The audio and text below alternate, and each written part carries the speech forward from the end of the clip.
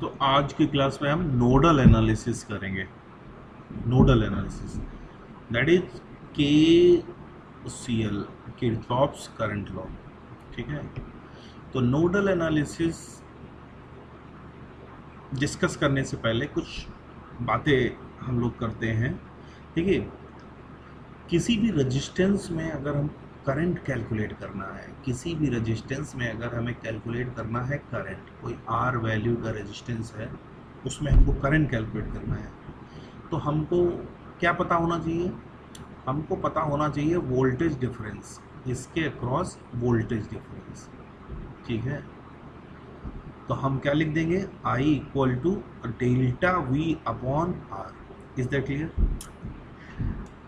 और delta V क्या होगा? अगर ये V1 है और ये V2 है तो ये डेल्टा V क्या होगा? V1 minus V2। ठीक है, क्योंकि current from left to right flow हो रही, that means V1 higher potential पे होगा, तो V1 से V2 माइनस कर देंगे। ठीक है, तो हमारा ये करंट कैलकुलेट हो रहा है। अब लेकिन लेकिन लेकिन यहाँ पे एक बट है। बट ये है कि ये जो V1 और V2 आपने पोटेंशियल मेजर किए हैं, इनका रेफरेंस पॉइंट क्या है? ये जरूरी है कि दोनों V1 और V2 का रेफरेंस पॉइंट सेम होना चाहिए, तभी डेल्टा V इसका करेक्ट पोटेंशियल डिफरेंस होगा। Is that clear? क्योंकि अगर हम किसी पॉइंट के पोटेंशियल की बात करते हैं तो पोटेंशियल जो है वो रिलेटिव प्रॉपर्टी है। समझिए बात को, पोटेंशियल एक रिलेटिव प्रॉपर्टी है। अगर हम कह रहे हैं इस पॉइंट का पोटेंशियल V है, 10 है, तो ये कंप्लीट इंफॉर्मेशन नहीं हुई। अरे ये तो बताओ भाई किसके रेस्पेक्ट में है, किसके रेस्पेक्ट में 10 है? बात समझ रहे? That means always relatively relative हम वोल्टेज बोलते हैं, तो जो भी दुनिया में है वो वोल्टेज डिफरेंस है। अगर हम बोल रहे हैं कि यहाँ P पॉइंट का पोटेंशियल V है, तो वो किसी के रेस्पेक्ट में होगा। मान लो वो A के रेस्पेक्ट में है, तो बेसिकली ये जो V पोटेंशियल है वो P और A के बीच का पोटेंशियल है, P और A के बीच का पोटेंशियल V है। पोटेंशियल डिफरेंस की बात आ गई यहाँ पे, ये बात समझ में। इवन इवन आप देखिए, जो पोटेंशियल की डेफिनेशन भी होती है वो कितनी हाइपोथेटिकल होती है। क्या पोटेंशियल की डेफिनेशन होती है? कि इन्फिनिटी से किसी पॉइंट चार्ज को लाने में जो कार्य किया जाता है उसे हम पोटेंशियल बोलते हैं, उस पॉइंट का। तो बेसिकली यहाँ पे भी हम उस पॉइंट का potential with respect to infinity वहाँ उसके रेस्पेक्ट में बोल रहे हैं। बात समझ रहे हो? तो जो भी है वो पोटेंशियल डिफरेंस होता है। तो अगर हम यहाँ पे V1 और V2 पोटेंशियल बोल रहे हैं, दैट मीन्स ये किसी के रेफरेंस में होगा। इस चीज को हम समझ लेते हैं। देखिए, और वो रेफरेंस कितना है? V1 V2 दोनों का रेफरेंस सेम होना चाहिए। वो रेफरेंस कितना है, कहाँ पे है, ये मैटर नहीं करता है। ये मैटर हमारे लिए नहीं करता है उसकी करंट कैलकुलेट करने के लिए। ठीक है, जैसे जैसे जैसे आप एक बात समझिए, अगर ये मिस्टर ए हैं और मिस्टर बी हैं, ये मिस्टर ए हैं और ये मिस्टर बी है। ठीक है, इन दोनों को अगर हमको हाइट का मेजर लेना है, हाइट का डिफरेंस पता करना है, तो हम क्या करें? इनको खड़ा कर दें एक ही लेवल पे, एक ही रेफरेंस पॉइंट पे, एक ही जगह पे खड़ा कर दें, और इनका हाइट का डिफरेंस कितना आया? ये जो है ये हो गया डेल्टा एच, हाइट का डिफरेंस। अब यही दोनों मिस्टर ए मिस्टर बी को हम उठा के, मिस्टर ए और मिस्टर बी को उठा के हम एक डेस्क पे खड़ा कर देते हैं। दोनों को उठा के हम एक डेस्क पे खड़ा कर देते हैं। ठीक है, तो ये हो गए मिस्टर ए और ये हो गए मिस्टर बी। तो इस केस में भी दोनों का हाइट का डिफरेंस कितना आया? वही सेम रहेगा। ये जो डेल्टा एच है और ये डेल्टा एच, ये दोनों सेम रहेंगे। बट अगर हमने क्या किया, मिस्टर ए को हमने खड़ा कर दिया एक स्टूल पे, ठीक है, और मिस्टर बी खड़े हैं यहाँ पे। तो अब बताओ, क्या ये जो हाइट का डिफरेंस आया है ये करेक्ट होगा? नॉट करेक्ट, ठीक है ना। बट ये दोनों डिफरेंस जो हैं ये करेक्ट है, करेक्ट है। सो नो मैटर कि मिस्टर ए बी कहां पे खड़े हैं, बट मैटर ये करता है दोनों एक ही लेवल पे खड़े हो, दोनों का रेफरेंस एक ही हो, ठीक है ना। तो डेल्टा एच ऑलवेज कांस्टेंट रहेगा। तो सिमिलरली अगर किसी रेजिस्टेंस में हमको करंट कैलकुलेट करना है, अगर किसी रेजिस्टेंस में हमको करंट कैलकुलेट करना है तो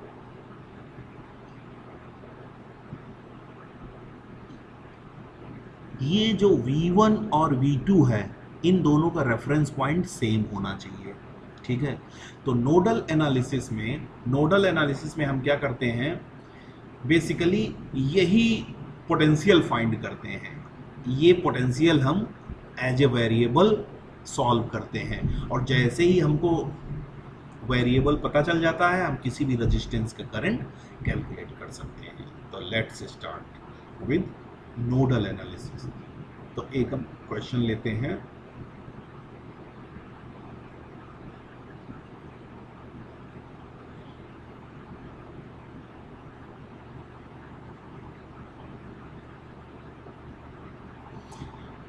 ये हो गया 5 वोल्ट, ये हो गया 10 वोल्ट, 2 ओम,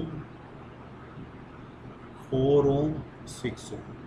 तो इसमें हम क्या करेंगे, calculate current in 6 ohm using nodal analysis.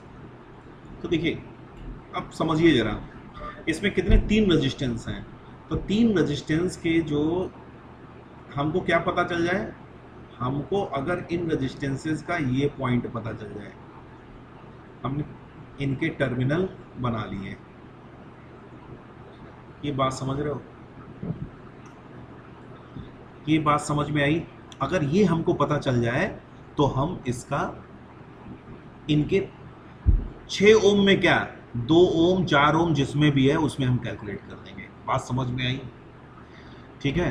अगर ये जितने हमने डॉट बना रखे हैं इनके पोटेंशियल पता चल जाए, रेड डॉट बना रखे हैं इनके पोटेंशियल पता चल जाए, तो हम किसी भी रेजिस्टेंस का करंट कैलकुलेट कर सकते हैं। तो यहां पे हम देख सकते हैं ये जो डॉट 1 2 3, ये डॉट 1 2 3 डिफरेंट नहीं है बल्कि सेम ही पॉइंट को इंप्लाई करते हैं, और वो सेम पॉइंट क्या है वो मैं बना देता हूं।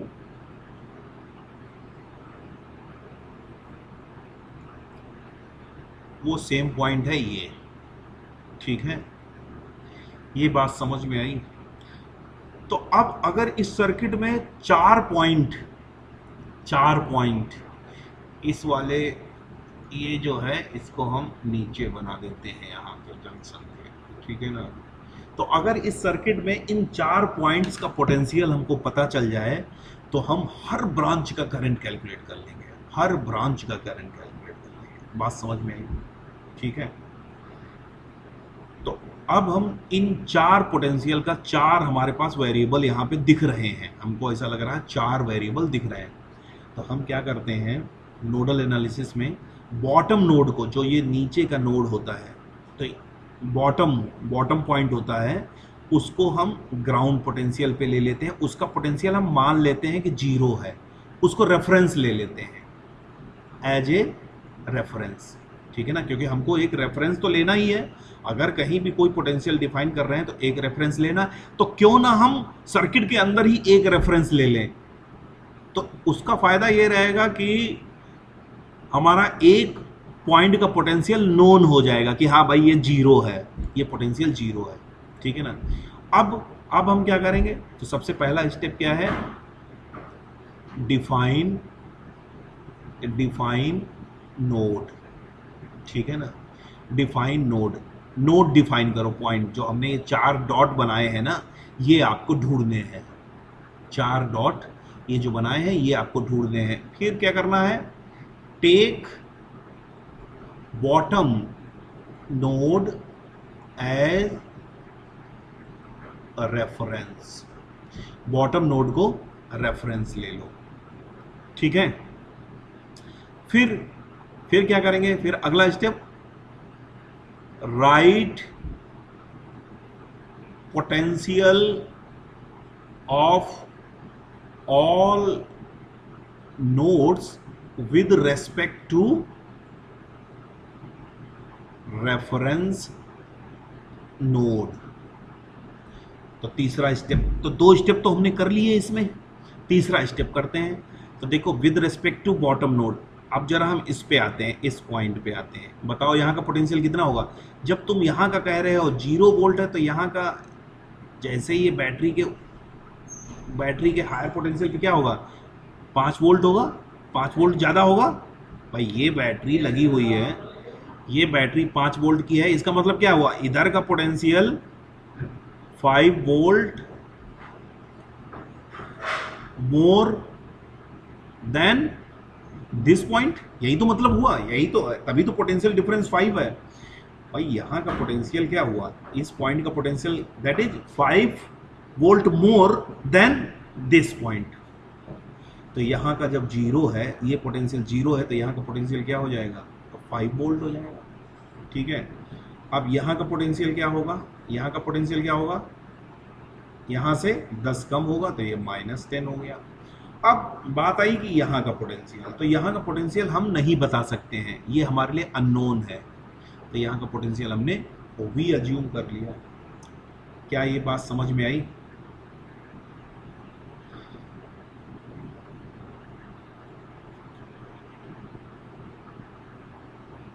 ठीक है।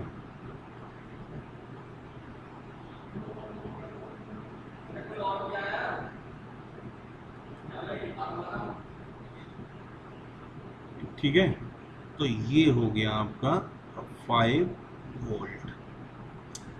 अब चौथा स्टेप क्या है, राइट KCL एट ईच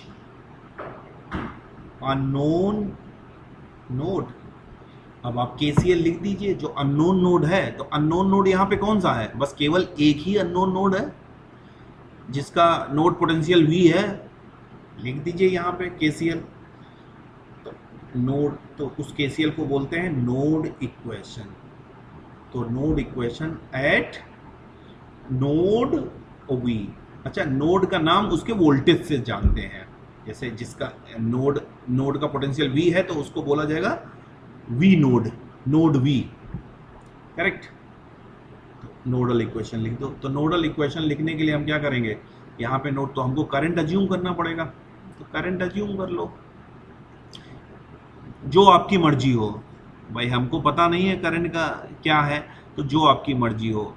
तो हमने I1 कह दिया, हमने I2 कह दिया, हमने I3 कह दिया, हमारी मर्जी है। हमने जो भी, हम I2 को अंदर की तरफ मान लेते, बाहर, या जो भी, जैसे, तो हमने तीनों करंट आउटगोइंग ले लिया, बाहर की तरफ ले लिया।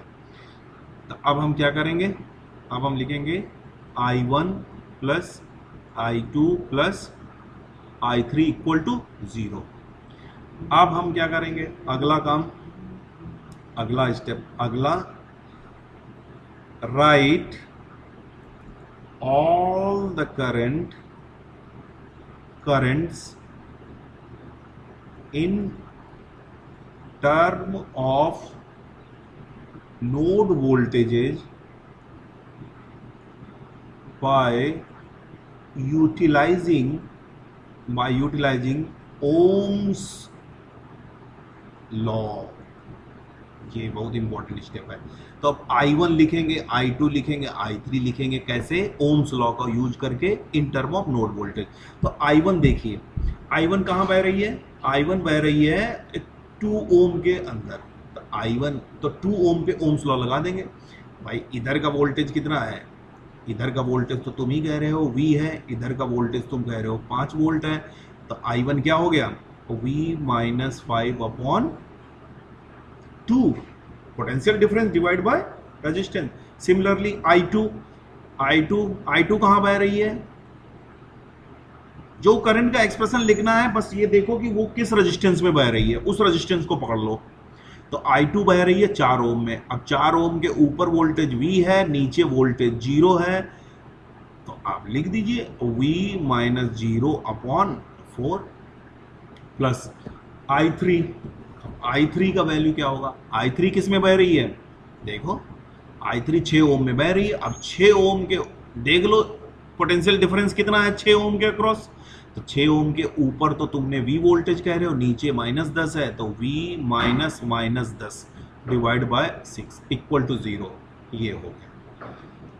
अब आखिरी स्टेप, ठीक है ना, solve equations for finding variables. तो अब हम क्या करेंगे, यहाँ पे v का वैल्यू सॉल्व कर लेंगे। 1/2, 1/4, 1/6, ये हो गया 5/2 माइनस 10/6। ठीक है ना, यहाँ पे हम कितना 12 एलसीएम ले लेंगे, तो ये 6 और 4 3, ये आएगा 6 और 3 और 2 v, और ये कितना आया 10/12। ठीक है, तो ये जो हुआ ये कितना हुआ 11/12, वो v 10/12, 12 कैंसिल हो गया और v का वैल्यू आ गया 10/11 वोल्ट। बस खत्म क्वेश्चन। तो मतलब ये आपने 10/11 कैलकुलेट कर लिया। ये वोल्टेज जो है आपने 10/11 वोल्ट कैलकुलेट कर लिया। अब तुमसे जिस ब्रांच का करंट पूछे वो बता दो, जिस ब्रांच का करंट। तो इसको हम क्या करते हैं, थोड़ा सा हम इसको छोटा कर देते हैं।